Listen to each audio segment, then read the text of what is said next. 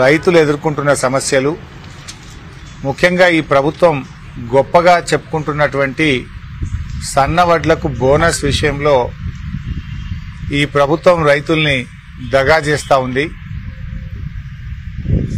సన్నవడ్లకు ఈ రాష్ట్రంలో 8,64,000 మెట్రిక్ టన్నులకు 432 కోట్ల రూపాయల బోనస్ పెండింగ్ లో ఉంది.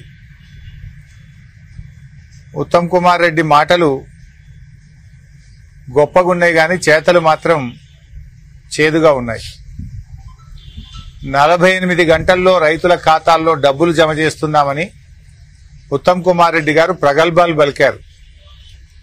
48 గంటలు కాదు, 48 రోజులైనా రైతుల ఖాతాలో బోనస్ డబ్బులు జమ కావడం లేదు. ఉత్తమ్ కుమార్ రెడ్డి, మీరు మాటల మనిషా, మోసపు మనిషా? చేతల్లో రుజువు చేసినప్పుడే మనిషి యొక్క గౌరవం పెరుగుతుంది. కానీ మీ మాటలు కోటలు దాటుతున్నాయి, చేతులు గడప దాటడం లేదు. ఈ విషయం మీద రాష్ట్ర ముఖ్యమంత్రి రేవంత్ రెడ్డి గారికి ఒక బహిరంగ లేఖ విడుదల చేయడం జరుగుతూ ఉంది. సన్నవడ్లు అమ్ముకొని దాదాపు 2 నెలలు గడుస్తున్నా కూడా రాష్ట్ర ప్రభుత్వం బోనస్ డబ్బులు రైతుల ఖాతాల్లో జమ చేయడం లేదు. రెండవ పంటకు ప్రిపేర్ కావాల్సినటువంటి రైతులు బోనస్ డబ్బుల కోసం కలెక్టరేట్ల చుట్టూ, వ్యవసాయ శాఖ అధికారుల చుట్టూ తిరగాల్సిన పరిస్థితి ఏర్పడ్డది.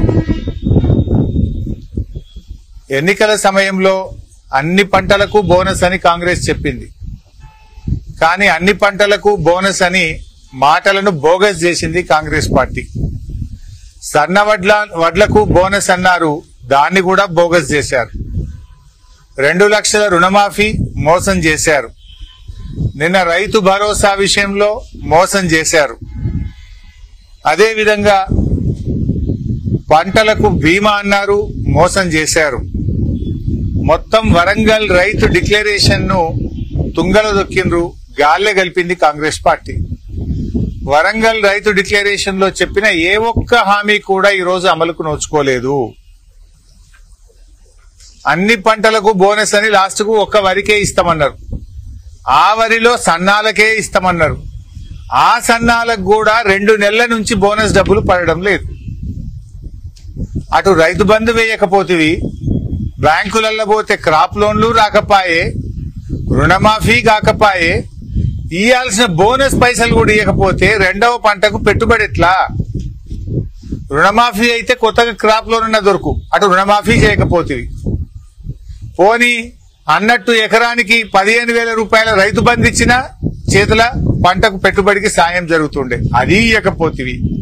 పోనీ 6 కాలం కష్టపడి పంట పండిస్తే పండిన పంటకు ఇయ్యాల్సిన వడ్ల పైసలు కూడా ఇవ్వకపోతే నువ్వు రైతులకి ఏం చేసినట్టు? రుణమాఫీ చేయవైతివి, క్రాప్ లోని రానకపాయే, రైతు బంధు ఇవ్వకపోతివి, పండిన పంటలకు వడ్ల మీద పైసలకు కూడా ఇయ్యాల పైసలు ఇవ్వలేదు. రూపాయి 2 రూపాయలు కాదు బైసాబ్, రాష్ట్రంలో 432 కోట్ల రూపాయలు ఇవాళ బోనస్ బకాయిలు ఉన్నాయి. నేను ఉత్తమ్ కుమార్ రెడ్డి గారిని అడుగుతున్నా, నువ్వు పెద్ద పెద్ద స్పీచ్లు కొట్టినావు, బీఆర్ఎస్ పార్టీ నోటికొచ్చినట్టు తిడుతున్నావు, మాకు తిట్టరాకనా? మాకు నోరు లేకనా? మాకేమో సంస్కారం ఉంది, మీకు సంస్కారం లేదు.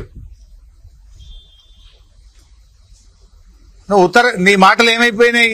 ఉత్తర కుమార ప్రగల్భాలైపోయినాయి. ఉత్తమ్ కుమార్ రెడ్డి మాటలు ఉత్తర కుమార ప్రగల్భాలైపోయినాయి. అవునా కాదా చెప్పు?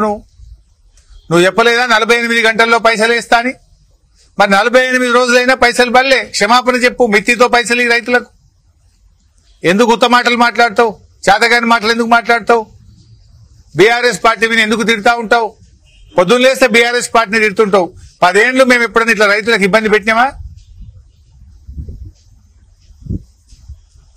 ఇవాళ నిన్నగాక మొన్న మహబూబ్ నగర్ జిల్లా రైతులు కలెక్టర్ను పోయి కలిసారు. మాకు బోనస్ డబ్బులు పడలేదు సార్ అని కలిస్తే కలెక్టర్ ఏం చేస్తాడు పాపం, ఆయన మాత్రం పడలేదా, నేను గవర్నమెంట్ తో మాట్లాడతా, గవర్నమెంట్ దృష్టికి తీసుకుపోతా అని చెప్పడం తప్ప రైతులకు డబ్బులు పడిన పరిస్థితి లేదు. ఇవాళ నా దగ్గర గట్ల మల్యాల రైతులు కూడా వచ్చారు నా దగ్గరికి. ఇవాళ పొద్దున్నే గట్ల మల్యాలకు చెందినటువంటి రైతులు కూడా వచ్చి మా ఊర్లో కూడా బోనస్ డబ్బులు వల్లే సార్ 1,32,000 రూపాయలు రావాలని నా నియోజకవర్గ రైతులు ఇవాళ నన్ను వచ్చి కలిశారు. నేను ఏంద్రా నేను ఎంక్వైరీ చేస్తే అది ఒక నా నియోజకవర్గం కాదు, రాష్ట్రం మొత్తం 432 కోట్లు పెండింగ్ ఉన్నది ఈరోజు. నేను టీవీలో చూస్తే ఉత్తమ్ కుమార్ రెడ్డి 48 గంటల పైసలన్నీ ఇచ్చేసినామని పాలాభిషేకాలు చేయమంటుండే. ఆయన ఎందుకు చేయాలని ఆయన పాలాభిషేకాలు? రుణమాఫీ ఎగ్గొట్టినందుకు, రైతు బంధు వేయనందుకు, సన్నవాట్లకు బోనస్ ఇయ్యనందుకు నీకు పాలాభిషేకాలు చేయాలన్నా? రాండి రేపు ఊర్లలోకి వస్తే ఏం అభిషేకాలు చేయాలో ప్రజలు చేసి చూపిస్తారు మీకు. ఇలా కందులు పొన్నం ప్రభాకర్ గారు వచ్చి సిద్దిపేటలో కందుల కొనుగోలు కేంద్రం స్టార్ట్ చేశారు, సంతోషం.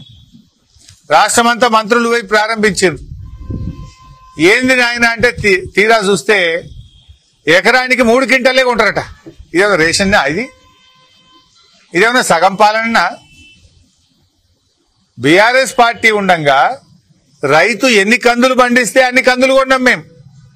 కానీ ఇప్పుడు ఇది కాంగ్రెస్ సర్కార్, కోతల సర్కార్. ఇది ఎలక్షన్ల ముందేమో అవి కోతలు, ఏవి అడిగిందల్లా ఇస్తాం, కోతలే కోతలు. గెలిచిన తర్వాతనేమో కార్యక్రమాల అమలులో కోతలు. ఇప్పుడు ఏంది, ఎకరానికి జనరల్ గా కందులు 6 క్వింటాల నుంచి 10 క్వింటాల దాకా పండుతాయి రైతులకు. మంచిగా పంటే 10 క్వింటాలు పండుతాయి, తక్కువ 6 క్వింటాలు పండుతాయి.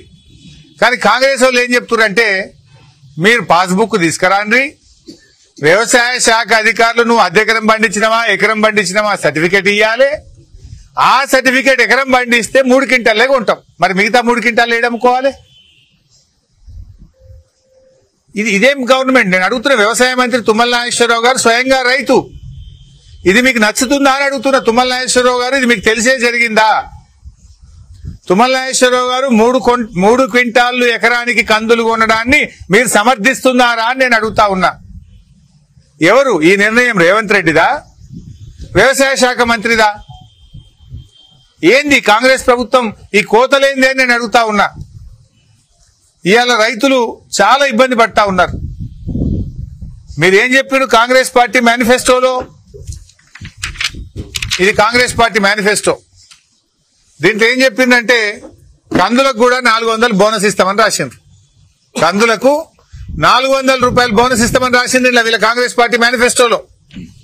కానీ జరుగుతున్నది ఏంది? ఈరోజు కందుల మద్దతు ధర 7,550 రూపాయలు.